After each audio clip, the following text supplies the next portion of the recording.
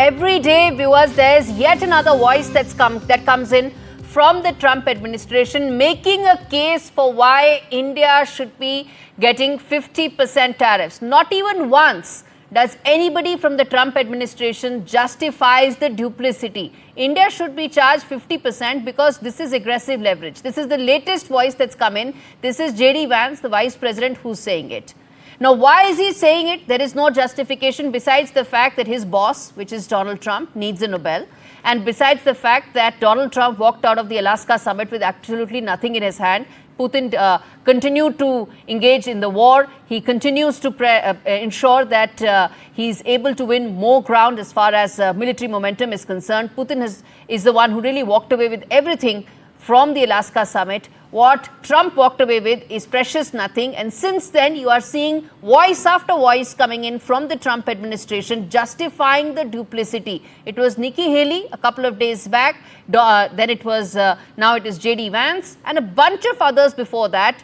And do not forget Peter Navarro, who used the term laundromat for Kremlin against India. But India is also replying in the same language that Donald Trump and his administration understand the best, saying that we decide what's best for us. Don't go around lecturing us. Listen in.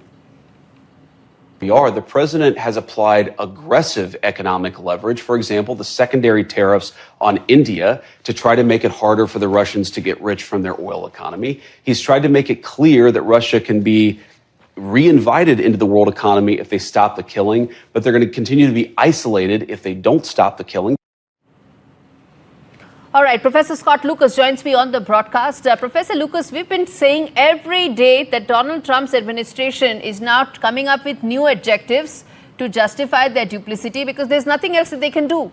They can't stop the war, and they most certainly cannot tell India where and where they shouldn't buy their oil from. But how do you read this really sharp attacks that are coming in? Now it is Vance.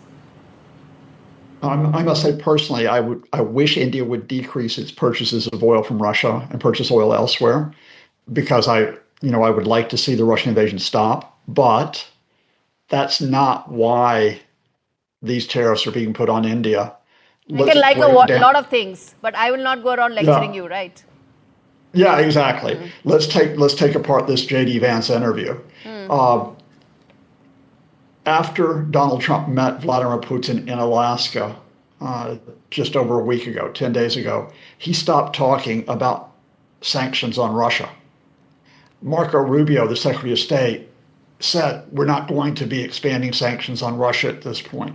J.D. Vance did not refer to any direct sanctions on Russia yesterday. So why, if you stop talking about sanctions on Russia, and why, if you're not talking about sanctioning China for its purchases of Russian oil, why are you saying, oh, but we're sanctioning India? I think it has nothing to do with Russia's invasion of Ukraine. I think it actually has to do both this statement from Vance and that atrocious statement from Peter Navarro insulting India because of the state of the trade talks, where we are with the U.S. and India. And as your viewers will know, those talks effectively were suspended because the U.S. delegation has canceled its trip to India this week. What you're seeing from Trump, from Vance, from Navarro are bully boy tactics. They're trying to force India into making concessions, for example, opening up its agricultural, its dairy markets, and they are using Russia as an excuse to try to make India back down. Absolutely, and India isn't bowing down, and that is something that we've said again and again. We sign a trade deal only if it's good enough for us. A trade deal that doesn't suit us, doesn't serve our interests, will never be signed, and these pressure tactics can only work up to so much. Thank you so much, Professor Lucas. We're going to keep having these conversations.